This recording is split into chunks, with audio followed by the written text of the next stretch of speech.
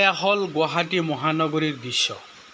City বাছৰ ঠাইত এইদৰে জেচিবিৰে যাব লগা হৈছে, সাধাৰণ লোক অফিচলৈ যাব লগা হৈছে। এইদৰে চৰকাৰ আহিছে গৈছে, বিভিন্ন পৰিকল্পনা কৰা হৈছে গুৱাহাটীত বানপানী ৰোধৰ।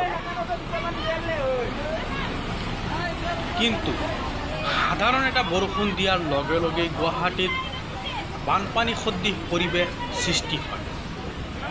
এই ক্ষেত্ৰত কিন্তু নিৰুপায় চৰকাৰ। বানপানী সদৃশ পৰিৱেশ ৰোধৰ বাবে বিভিন্ন সময়ত চৰকাৰে বিভিন্ন আঁচনি গ্ৰহণ কৰিছিলে, বিভিন্ন পৰিকল্পনা কৰিছিলে, কিন্তু এই ক্ষেত্ৰত কোনো পাৰ্থক্য দেখা যোৱা নাই।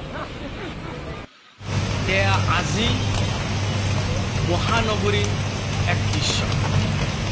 এয়া মহানগৰী নহয় যেন কোনো নদী, কোনো পুখুৰীত মানুহে গাড়ী চলাই আছে।